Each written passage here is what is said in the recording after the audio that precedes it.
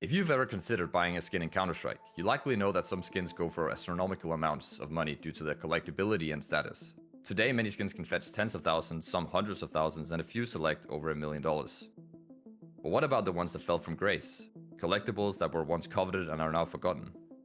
These are the forgotten collectibles of Counter-Strike. Counter-Strike has always had a thriving skins community, starting on August 14, 2013 with the Arms Deal update, the first of many Counter-Strike updates that would introduce skins into the virtual economy.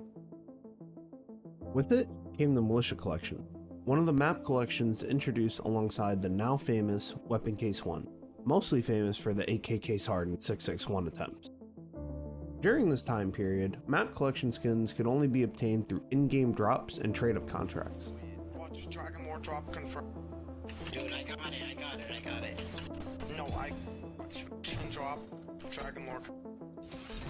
Oh my god! Oh. This made collections like Militia especially intriguing. Combine this with the fact that all of its skins were capped at Factory New 0.06, this resulted in these Factory New skins being astonishingly rare, particularly during the early days of Counter-Strike's life. In this era, neither regular players nor collectors were aware of float values as they are today. These values weren't displayed in-game, and were only caught onto by a select secretive group of individuals seeking to take advantage of the systems in place, but more on that later. Now, like I said, players were not aware of float values, which laid the foundation for skins like the M4A4 Modern Hunter in Factory New to become a top-tier collectible. Today we might look at this skin and agree it looks terrible, but back then the options were very limited, and due to its extreme rarity, it was actually at one point in time the most expensive gun skin in the game. In May 2014, this all changed. Valve released an interesting update, including this patch note. The trade-up contract no longer restricts items to a single collection. In exchange for 10 items of identical quality, the trade-up contract provides one item of the next highest quality, from a collection of one of the items provided. A patch note that would change the shape of the Counter-Strike ecosystem forever. This update facilitated the possibility, for the first time in the game's history, to obtain skins like the M4 Modern Hunter in Factory New condition, because of the fact you could now include other collections in trade-ups. Beforehand, had a player collected the 10 lowest float blue skins in the Militia collection and used them in a trade-up, it would have resulted in a 0.1 minimal wear Modern Hunter, making the Modern Hunter and Factory New obtainable strictly through in-game drops, which is why only 8 of them ever existed. Now, after this update, anyone could attempt to trade up to hit the M4 Modern Hunter by mixing collections and utilizing the non-cap skins such as the Acid Fade Scout. With this, as players gradually familiarize themselves with these new trade-up mechanics and the possibilities that could arise from them, the once beloved Modern Hunter fell from grace. From being the most expensive gun skin in the game at around $1,000 to actually being one of the few skins you would have lost money on if you held from back then until now. Today, its price is only $250. While the Modern Hunter is a prime example of a forgotten collectible, it's actually not an isolated incident.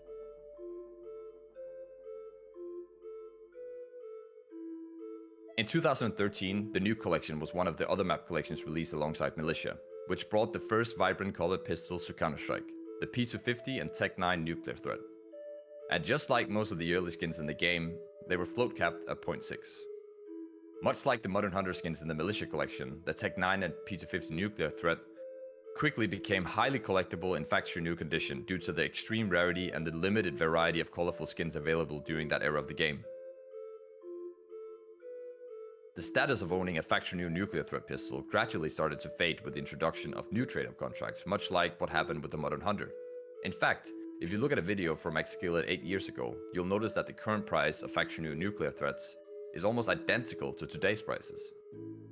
Even after the introduction of mixed collection trade-ups, the player base's knowledge of what one might refer to as the float math was non-existent. There were no programs to quickly calculate the outcome of your trade-up. Most people just chucked 10 skins into a contract and prayed for a good condition. Unlike today, where anyone can trade up to a skin with a specific float down to the very last decimal. This meant that for that period of approximately 9 months, a small handful of people were secretively trading up to rare and high in-demand Factory New skins such as the Emerald Dragon, Fire Serpent, Nuclear Threats, Modern Hunters, and the Bulldozer. There's one major problem though. The collectability of these skins were tied directly to their scarcity. In fact, skins like the MP9 Bulldozer and Factory New were so rare that even if you were ready to pay top dollar for it, nobody would sell it. So you can imagine what happened when they suddenly started to appear in larger numbers. This small group of people who front ran float cap trade ups found a unique opportunity to make a large amount of money, especially relative to back then. They had to be careful about the pace of which they were adding these otherwise rare and incredible skins to the game. If these skins were added in large quantities within a short time span, collectors would figure it out and prices would crash relatively quickly. Ultimately though, their methods didn't really stay hidden, which resulted in the direct downfall of these collectibles. What we also find pretty interesting are the souvenir versions of these skins. Once upon a time, these souvenir skins were highly sought after collectibles. If we take a look at the first sale of the earliest unboxed one in 2017, we can see that the P250 went for $4,000 at the time. To put this into perspective, a Dragon Lore was around $1,500, and a Titan Holo was around $3,000. Nowadays, these items fetch $10,000 and $70,000 respectively, which is pretty insane considering one of these P250s outpriced both of them at this point in time. What's also pretty crazy is the fact that only 2 in total have been unboxed, since the original New Collection was replaced by its counterpart, the 2018 New Collection in, well, 2018. It meant that most likely, only 2 of these elusive P250s in Faction New would ever exist, both of which were open in this 2017 time period where the game received a significant spike in players, both of which are now owned by an OG collector known as I Don't. Today, the most recent sales of these P250s are in the $800 to $1,700 price range. So it's extremely fair to argue that these skins have lost a significant portion of their relevancy. This is the same for the Tech 9 counterpart, which is in a similar tier of rarity and price. Some niche collectors may also remember the All-Star skins, which stemmed from one single match in a single major, and it featured famous players at the time like Simple, Hiko, and Shroud.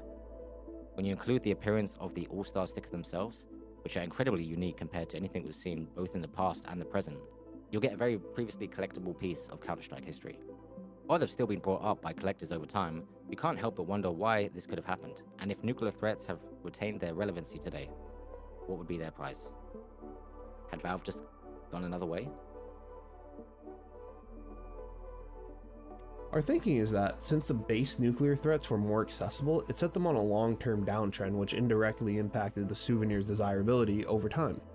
Along with that, collectors would also have to deal with updates that Valve did later for souvenirs, removal of signature stickers and allowing once desirable team gold stickers to be unboxed flatline desirability for a majority of souvenirs in general. Once you factor in the more vibrant and eye-catching skins that were added in future collections, it becomes much more clear as to why one of the earliest flex items in Counter-Strike completely fell off. The trade-up updates effect also rippled beyond just map collection skins. It even affected some of the original case collection skins in the game. The primary example of this is the Stature Faction New Emerald Dragon P90. There was a fairly large period in time where you literally could not obtain this P90 from collectors. Same goes for skins like the MP9 Bulldozer. There were just none of them listed on the Steam market, none listed on third-party marketplaces, and at the time, it seemed like the only way to get them was to pry them from a collector's cold dead hands. This all changed after this trade-up update. They lost the scarcity, and therefore a vast majority of their collectability, and of course, the price rapidly reflected this.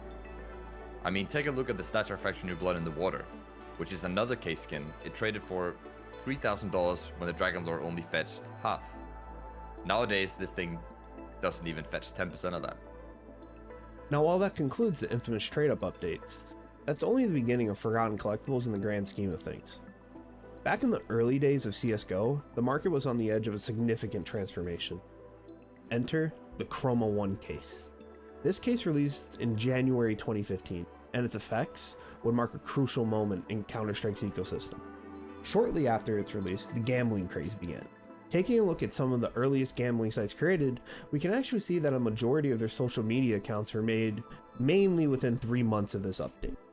What followed was these sites gaining massive relevancy, particularly on Twitch. Baby. Yes, we will. I've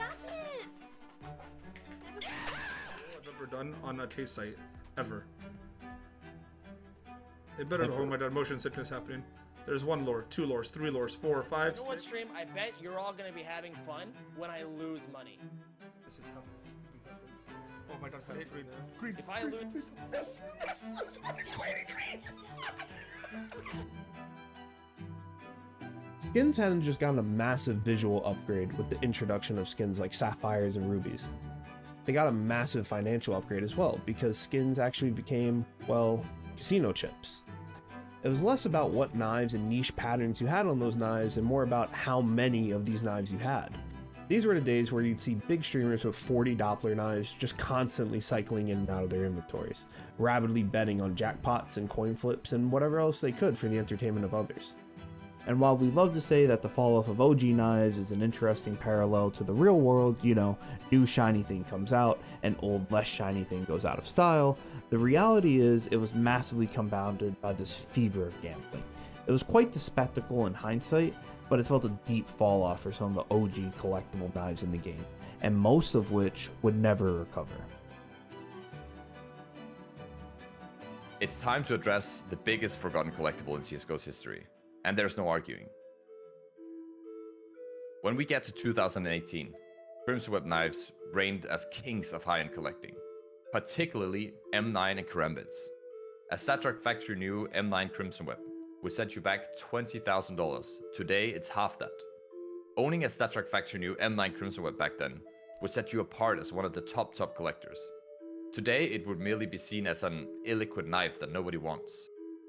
To really understand how Crimson Webs lost their high relevancy, we have to talk about a particularly StatTrak factory new Crimson Web, with perfect webbing, and on top of that, it was non-duped. This was a big deal at the time, due to all the duping scandals, but that's for another discussion, for another video. When looking at the Karambit, we see that this knife sold for $40,000 in its prime, once considered the ultimate peak of high-end collecting. In recent years, it has not gotten much attention, and its last noted sale was $20,000. Now, the real crazy here actually isn't the 50% drop in price. It's when we take a look at other items similar to its price ranges from that time period. And these items make everything very clear. Let's talk about the StatTrak Minimalware 661 AK case hardened, with 4 Titan hollows, and the Souvenir factory new Dragonlore. Going off sales at the time, the Dragonlore would have set you back around $18,000, while the AK back then would have been $37,000. Today, the Dragonlore is worth $450,000, and the AK is worth somewhere in the range of $400,000 to $500,000. This means that the #1 most collectible knife in the game lost value against almost every other item in the game. Even the most basic knives did 10 to 20x from then until now. But why? Why did specific old collectibles become forgotten? Well, the answer to that becomes pretty clear once you look at the release date for CSGO in China.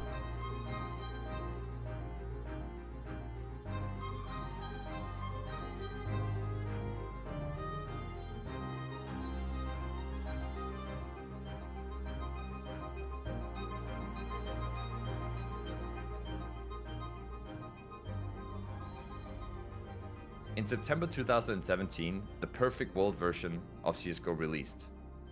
This marked the most significant event in the history of CSGO items economy.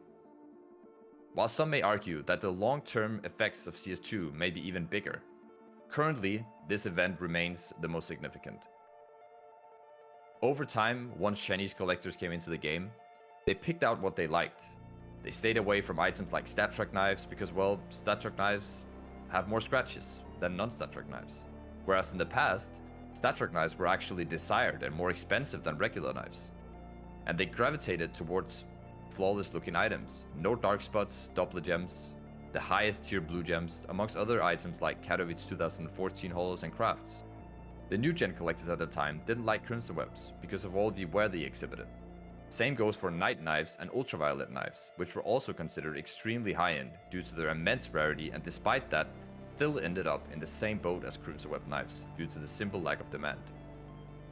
The CS economy is just as much of an attention economy as it is a financial one, and when Buff, which is the biggest marketplace in the world, doesn't add slaughter knife patterns, for instance, people just forget about them, and little niche things fade away into irrelevancy.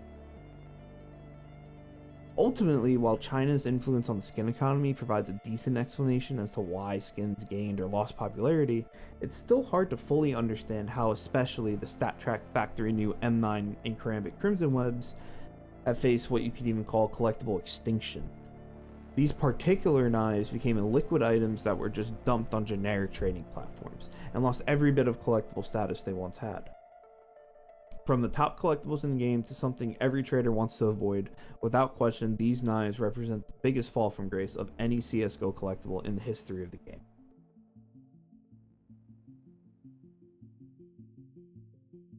The topic of forgotten collectibles is a rabbit hole in itself. We can make a separate video just discussing the rise and fall of slaughter knives. The shift from StatTrak knives being sought after to unwanted. Almost every topic in this video could be a video itself.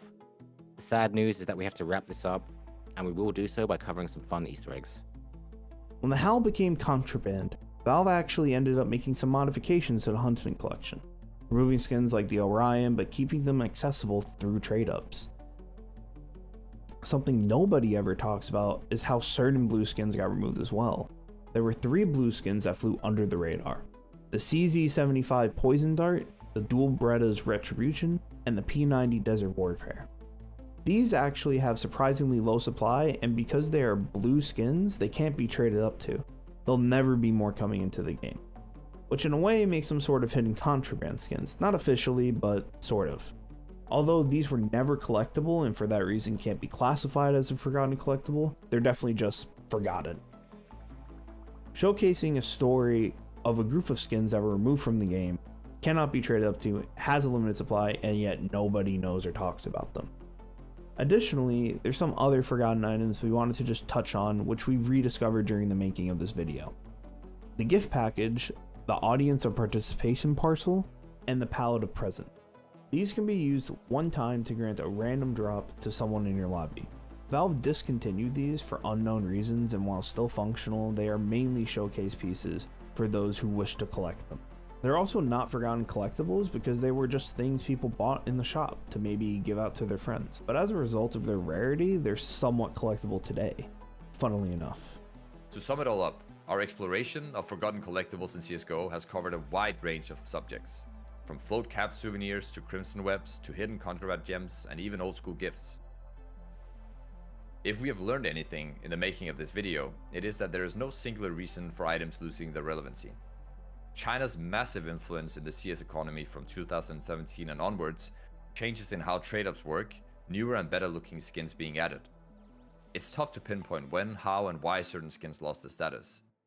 But hopefully, this video helped you gain more insight into the world of CSGO collectibles and its rich history. Thanks for watching.